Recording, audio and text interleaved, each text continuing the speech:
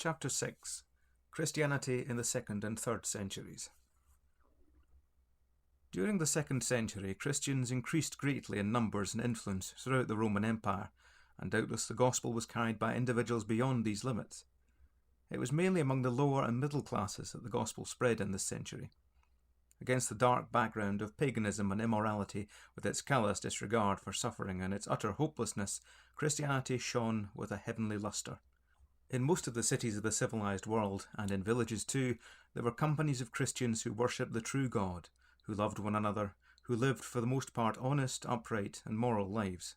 The testimony of both Christian and pagan writers concurs in proof of this. A Christian writer of this century asserts that, wherever they were, Christians rose above the evil laws and customs of the country in which they lived. The poor were everywhere diligently cared for. There is on record a letter from Dionysius, Bishop of Corinth, to the Roman Church, written about AD 156, in which the following passage occurs. "This is your custom from the beginning to confer benefits on all brethren and to send relief to various churches in every city, by which means, while you assist the indigent and sustain the brethren who are in the mines, and while you continually persist in such donations, you preserve the national custom of the Romans, that which your excellent Bishop Soter has carried even further than usual by making generous donations to the saints, and edifying by excellent discourse, as a loving father his children, the brethren who visit him from abroad." From this it is evident that the bounty of the wealthier assemblies was generously extended to their poorer brethren in other parts. This and other testimonies show that the unity that existed between the various assemblies in different parts of the world, who at times communicated with each other by letter. There is a beautiful and touching example of this in a long letter written about AD 177 from the Christians of Lyon and Vienne in France to their brethren in Asia and Phrygia on the occasion of an awful persecution in those parts of France, during which many believers were put to death and many were cruelly tortured. Christian churches and schools were built in many places in the 2nd century. Malignity, calumny, and insult were meted out freely to this poor and suffering people, while successive waves of persecution carried off thousands, and left many others who escaped death with the marks of their sufferings for the rest of their lives. Lucian, a witty pagan, wrote an account of an impostor named Peregrinus, who for a long time deceived Christians. His story, intended to show the simplicity of Christians, serves to bring out their love and charity. Being a man of talent and education, Peregrinus acquired a place among them, and was imprisoned as a Christian. Lucian records, "There came Christians, deputed from many cities in Asia to relieve, to encourage, and to comfort him, for the care and diligence which the Christians exert on these occasions is incredible. In a word, they spare nothing. These poor creatures are firmly persuaded that they shall one day enjoy eternal life, therefore they despise death with wonderful courage, and offer themselves voluntarily to punishment. Their first lawgiver has taught them that they are all brethren, when once they have passed over and renounced the gods of the Greeks and worship that master of theirs who was crucified, and regulate their manner and conduct by his laws. They despise, therefore, all earthly possessions and look upon them as common, having received such rules without any certain ground of faith. Therefore, if any juggler or cunning fellow who knows how to take advantage of the opportunity happens to get into their society, he immediately grows rich, because it is easy to abuse the simplicity of these silly people." From the pen of this hostile and contemptuous pagan, we have an eloquent testimony to the love and care these early believers expended on their suffering brethren, their faith and hope, their obedience to the Lord's commands, their unselfishness and unworldliness. That they were imposed upon by a clever impostor only shows that, being of honest intent themselves, they gave others the credit of honesty too. Love thinketh no evil. Peregrinus came to an evil end, as you might expect of such a character.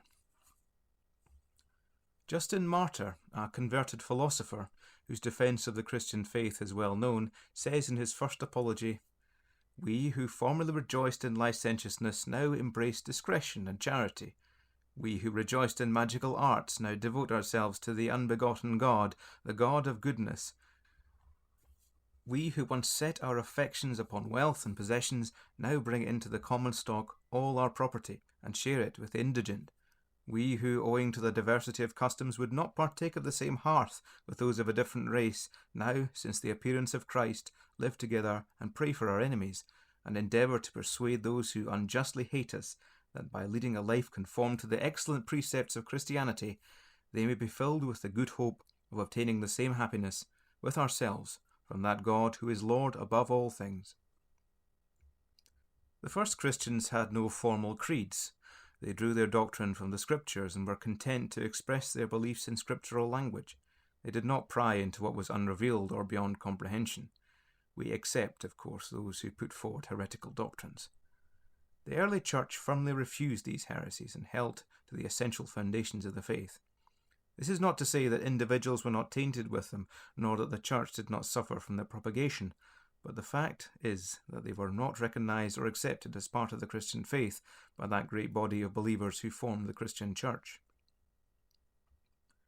It may be well at this stage to say that there is ample evidence that by the middle of the 2nd century, i.e. within 50 years after the departure of the last of the apostles, most of the books of the New Testament were generally recognized as scripture.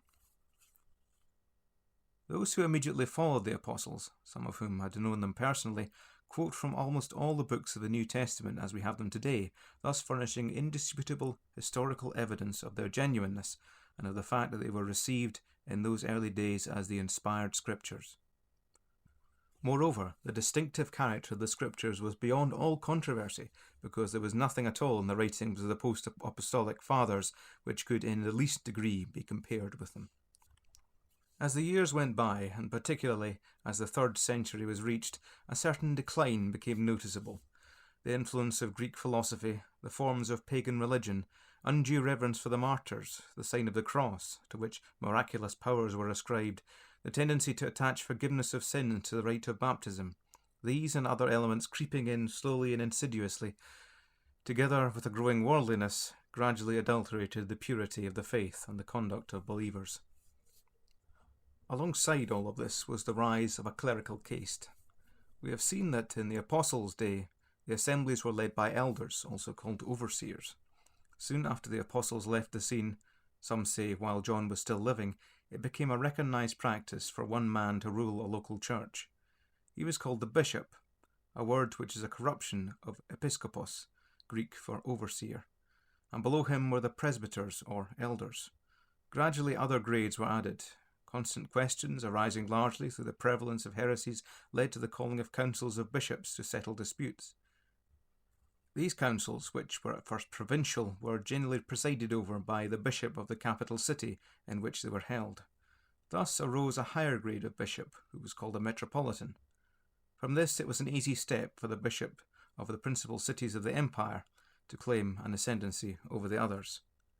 Antioch and Alexandria in the east, Rome in the west, stood out in importance and influence. The Roman bishop was, even in these early days, appealed to as a sort of arbitrator, and as early as the year 196 AD we find Victor, Bishop of Rome, asserting his authority and demanding, under pain of excommunication, that the Asiatic Church should conform to the practice of Rome in the matter of the date of observing Easter. This resulted in a serious disagreement between the churches of the East and West. Irenaeus of Lyon remonstrated with the Roman bishop in regard to this matter. The first 3 centuries of Christianity have been summed up by a competent historian as follows. We might divide the first 313 years of the Christian era into 3 periods in respect to its internal history. The first century was the age of Christ and the apostles, of miracles and inspiration inherent in the church.